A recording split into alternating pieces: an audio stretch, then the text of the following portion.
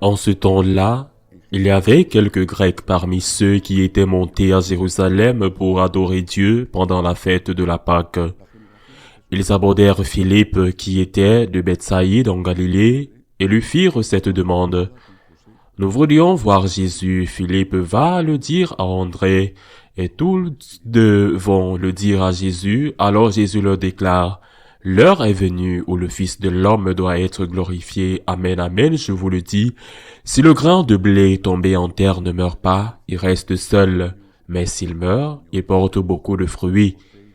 Qui aime sa vie, la perd. Qui s'en détache en ce monde, la gardera pour la vie éternelle. Si quelqu'un veut me servir, qu'il me suive. Et là où moi je suis, là aussi sera mon serviteur. Si quelqu'un me sert, mon Père l'honorera. Maintenant, mon âme est bouleversée. Que vais-je dire? Père, sauve-moi de cette heure. Mais non, c'est pour cela que je suis parvenu à cette heure-ci. Père, glorifie ton nom.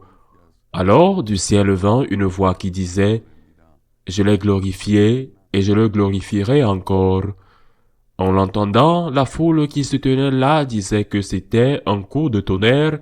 D'autres disaient: C'est un ange qui lui a parlé. Mais Jésus leur répondit: Ce n'est pas pour moi qu'il y a eu cette voix, mais pour vous. Maintenant a lieu le jugement de ce monde. Maintenant le prince de ce monde va être jeté dehors, et moi, quand j'aurai été élevé de terre, j'attirerai à moi tous les hommes. Il signifiait par là de quel genre de mort il allait mourir. Acclamons la parole de Dieu.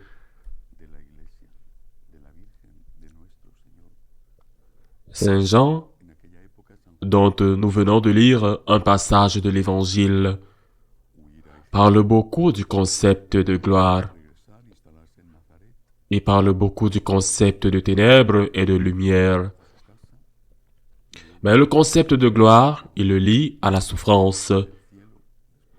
C'est Jésus, ici, dans ce texte, qui dit: L'heure est venue pour le Fils de l'homme d'être glorifié. L'heure de la gloire, l'heure de la croix est venue. C'est toujours difficile, mais cela devient beaucoup plus difficile quand on ne nous l'apprend pas. La personne souffrante est vue par la société et parfois aussi par l'Église et par soi-même. La personne souffrante est venue comme un paria, comme inutile, doit recevoir de l'argent public pour le traitement de sa maladie, recevoir des soins, par exemple, quelqu'un pour s'occuper d'elle, parce qu'elle ne peut plus se débrouiller seule. Elle doit recevoir, et c'est pour cela qu'il faut en finir avec elle. Les lois sur l'euthanasie progressent dans le monde entier, bien sûr avec certains pays comme la Belgique ou les Pays-Bas. Le Canada montre la voie. Il faut en finir avec ceux qui dérangent parce qu'ils sont inutiles. Ils ne font que causer des dépenses, demandent du temps que nous n'avons pas, des efforts alors que nous sommes déjà fatigués. Et peu à peu, le groupe des inutiles s'agrandit. Au Canada, des lois sur l'euthanasie sont déjà approuvées pour eux, pas obligatoires, mais les poussant à la demander. Et on parle même d'euthanasie proposée sans aucune cause ni raison, simplement parce qu'ils ne veulent pas continuer à vivre, parce qu'ils disent, vous n'avez pas de qualité de vie, et la qualité de vie, c'est l'argent, la force, la jeunesse. Vous n'avez plus de qualité de vie, et alors, on vous offre la possibilité de mourir. que vous n'avez pas de qualité de vie. La qualité de vie, c'est l'argent, la force, c'est la jeunesse. Vous n'avez plus la qualité de vie et alors on vous offre la possibilité de mourir. J'ai lu il n'y a pas longtemps qu'au Canada, pour recevoir le traitement d'un psychologue d'une personne dépressive, il fallait plusieurs fois. Pour recevoir l'euthanasie, c'était l'affaire de quelques jours. Il faut en finir avec celui qui souffre. Il est inutile, il ne vaut rien. Par contre, Jésus nous présente la réalité d'une autre manière et parle de lui-même et dit que celui qui souffre est glorifié. Il le dit en annonçant la croix. Il est glorifié et c'est pourquoi il est venu. Celui qui souffre, c'est-à-dire chacun d'entre nous, parce que nous souffrons tous d'une manière ou d'une autre, chaque jour et peut-être tout au long de la vie, parfois de manière très intense. Mais nous ne sommes pas inutiles lorsque nous souffrons. Même si nous avons besoin d'aide, même si nous coûtons cher aux impôts, à l'argent public, nous ne sommes pas inutiles. Nous pouvons unir notre souffrance à celle du Christ crucifié. Nous pouvons transformer ce matériau sans valeur en un matériau de grande valeur. Nous pouvons dire au Seigneur, pour toi et avec toi. Pour toi, j'accepte ma croix et avec toi, parce que tu la portes avec moi. Pour toi et avec toi, Seigneur. Et nous pouvons offrir cette souffrance pour ceux que nous aimons tant et que peut-être nous avons échoué tout au long de notre vie à leur transmettre la foi. Mais maintenant, nous avons l'occasion de leur donner le dernier témoignage, le dernier exemple. On parle de la mère de Saint Basile le Grand. Saint Basile le Grand, l'un des grands-pères de l'église d'Orient, qui était veuf, élevait ses enfants avec difficulté et que le précepteur, le professeur de Saint Basile est tombé amoureux d'elle et voulait avoir une relation avec elle et qu'elle a dit non, qu'elle était veuve et restait fidèle bien qu'elle aurait pu se marier.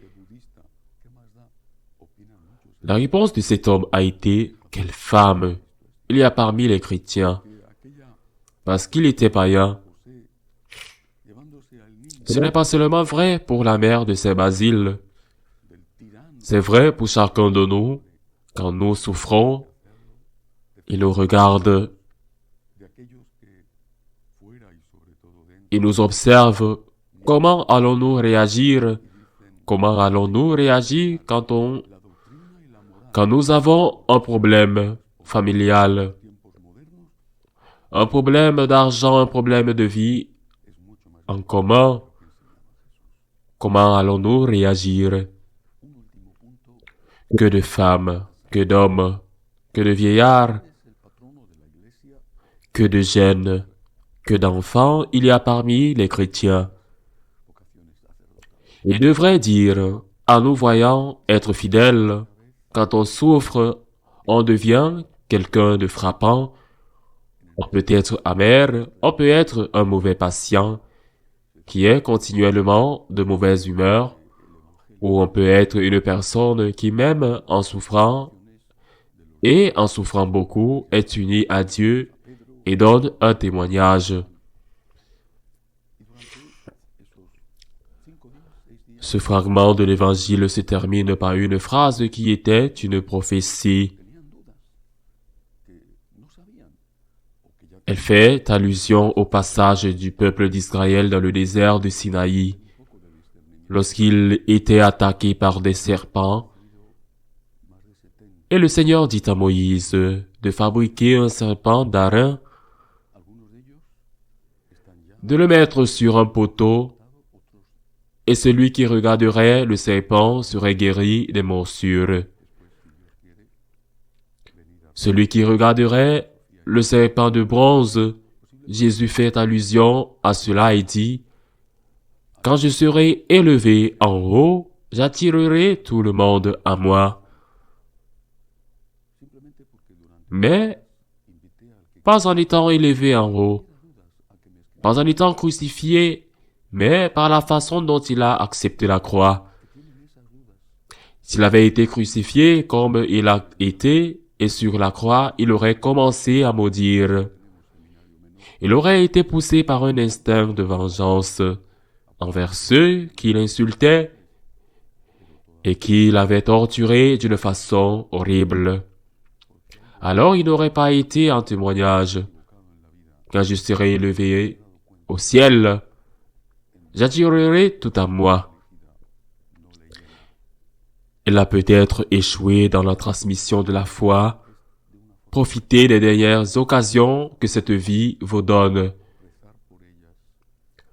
Comment vieillissez-vous? Comment faites-vous face à la maladie? Comment faites-vous face aux problèmes? Les affrontez-vous comme si vous n'aviez pas la foi? Ou les affrontez-vous unis à Dieu?